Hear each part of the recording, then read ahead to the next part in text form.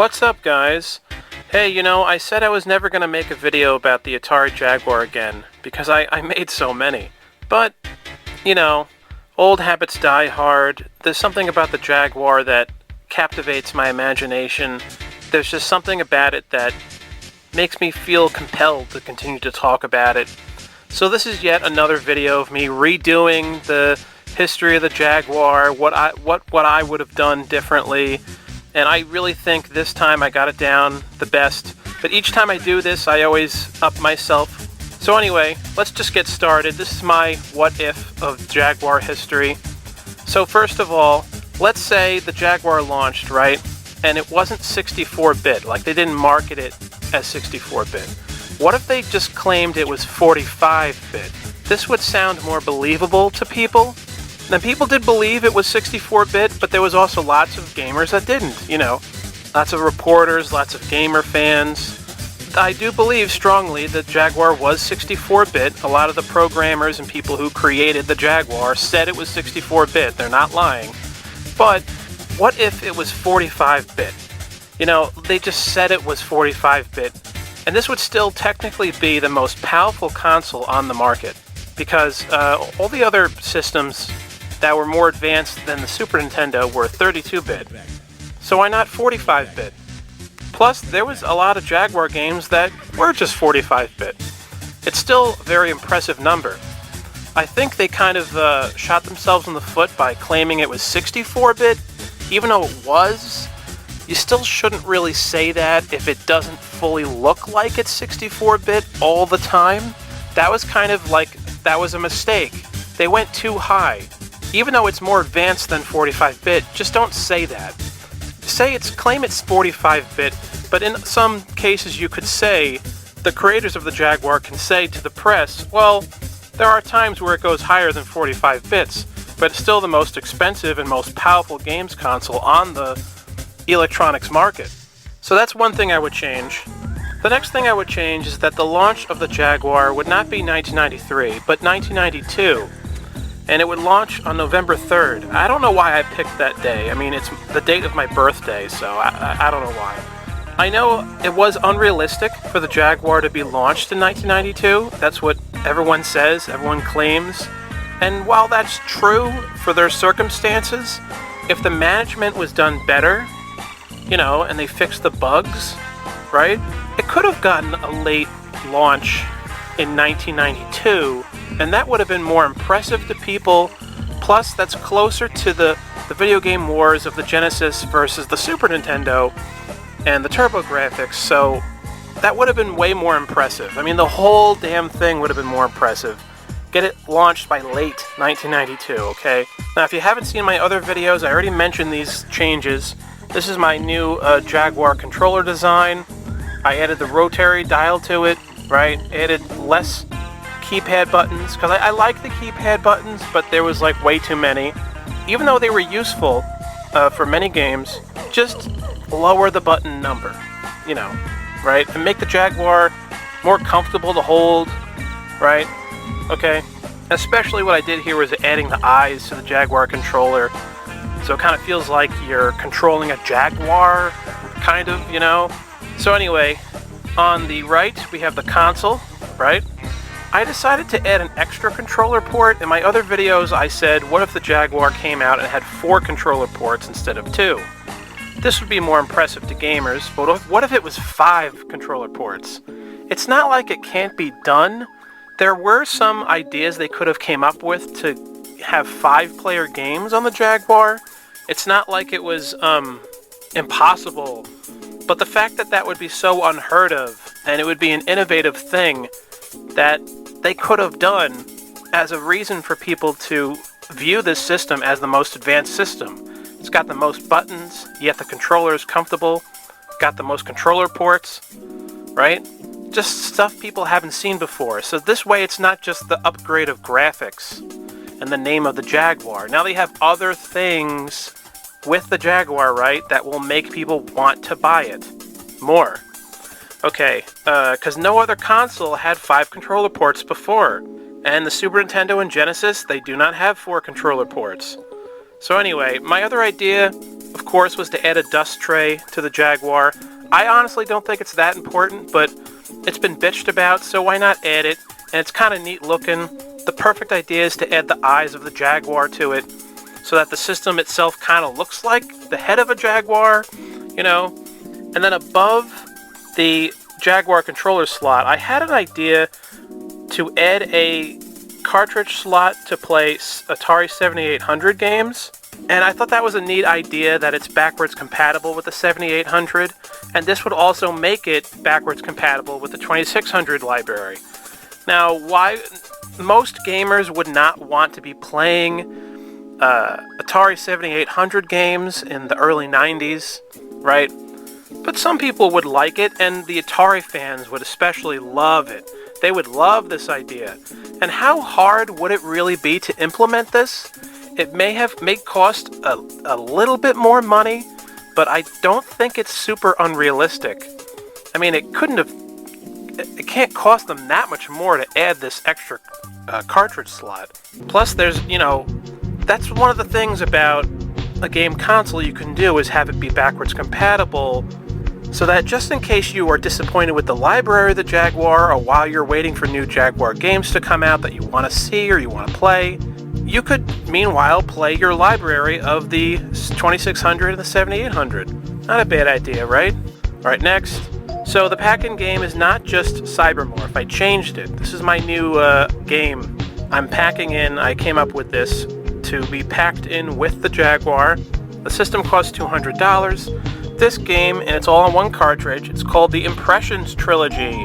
It includes the first level of Cybermorph, the first level of Alien vs. Predator, and the very first level of Iron Soldier, all on one cartridge. This way, these are like the early Jaguar games, right? And you could fiddle around with the games. Whichever game you like the best, it would encourage you to buy the full game when it comes out a couple months later, next year when these games come out. But this way, you get three.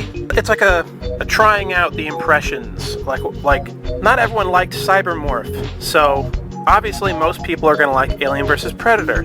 But you never know, there might be people that like Iron Soldier better, or Cybermorph, but if you didn't like Iron Soldier, you might like Alien vs. Predator. If you didn't like Alien vs. Predator for some reason, you might like Cybermorph. This way, it allows for more variety for the audience to really see what this console is going to be. It's not just going to be one or two big games that are going to impress people, and people are going to think it's not that impressive. No. It's going to be, here, look, these are all the big 3D games that are going to be coming out for the system. Having it 3 games in one when you buy it, it also puts this idea in people's minds that this system's going to have tons of full 3D games. This is just the first 3. It gives off that vibe, that message to audiences. And it'd be cool to have it in a box that comes in the Jaguar console box, you know. Okay, 1992 rolls on, right? These are game releases that I would release for 1992. My idea is to release maybe, 3 or 4 games per day. How about Saturday the 7th, Wednesday, Friday, Saturday 28th of November. Alright, the first game I have listed here is Indiana Jag. So Indiana Jag was a canceled Jaguar game, which was going to star a Jaguar. And it's obviously a parody of Indiana Jones. It would have been like a 32-bit platformer game. Obviously, this is another contender for the Jaguar mascot. I custom designed this box art for the game. I think it's really cool, actually. If you can make the game have certain aspects to it that are impressive, that really only the Jaguar can pull off, like maybe stuff in the backgrounds, or some rainbow-looking graphics that look impressive for the Jaguar, then I think this would be a neat game for the Jaguar. I think it's a little bland, but it's not a bad idea. For some reason, I'm excited by this concept, because I do love Indiana Jones, and it is disappointing it's not a 3D platformer game. Then again, a 3D platformer in 1992 and 1993, that didn't happen yet. The people weren't thinking about that, people didn't even think that was even realistic at the time. Not until, the late 90s happened with Spyro and Mario. Indiana Jag, I would have released it I would have completed it by 1992 if I was the president of Atari instead of that dumbass Jack Tramiel. Yeah, Indiana Jag. So that's an actual screenshot of Indiana Jag that really is the only one that exists of the real gameplay of the title. Where's the demo? Where's the footage? What happened? Why was the game canceled? You know, people don't really know. It's like a mystery of the Ark of the Covenant in Indiana Jones, or the Holy Grail in Indiana Jones. Why are they lost? What happened? So it's interesting. But it could have been one of the first Jaguar releases. So the next game I would have released is Tempest 2000, 100%. You know, I thought deeply about which games would I release and which games would I not release, because there was a lot of turkeys released for the Jag. So if you just didn't release those games and just released the best games you can to impress people, that's what would make the system sell more. So I like to go through the library over and over again and decide and redecide. I might change my mind, and next time I go through all the games, which ones we don't keep and which ones we keep. I heard a comment in one of my early Jaguar videos that someone said, sorry, you know, canceling Jaguar games is not going to wouldn't make the Jaguar be successful. But it's like, how do you really for sure know that? I mean, isn't it still a good idea? Anyway, Tempest 2000, 100%. Indiana Jag, right, I would say 80% is a good idea because it has potential.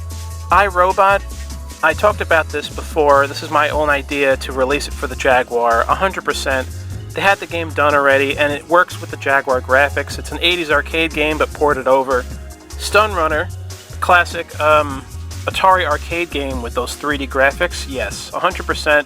Simulcar, or however you pronounce that, very cool. And it's not even 45-bit, but it's still something. It's kind of neat, and honestly, they really should charge people a little less money for certain games that they know are not 45-bit. Let's not make the audience think that you're lying about your specs of your console. Yes, we're claiming the Jaguar is a 45-bit super console. You know, treating a game like this Atari ST game, Simulcar, and acting like it's 45-bit, and it's clearly not, because the graphics of it are similar to, I would say, Star Fox for Super Nintendo, which isn't bad. You know, it's neat, it's very charming, it's very cool. So, games like that, you charge a little less money. But I think ST fans will think it's pretty neat, because also Jaguar fans will get the first chance to see these ST games they never got before. 05 was actually originally released in 1997, years after Jaguar died, but it would be amazing if it was released in 1992 instead. It really would have gotten heads turning. It's awesome, the game. Warlords 3D is my own original idea. I talked about it in other videos. 4-player action, 3D gameplay, plus the rotary dial I added to the controllers really helps. World Tour Racing is one of the most impressive looking racing games for the Jaguar, and it's the best racing game on the Jaguar.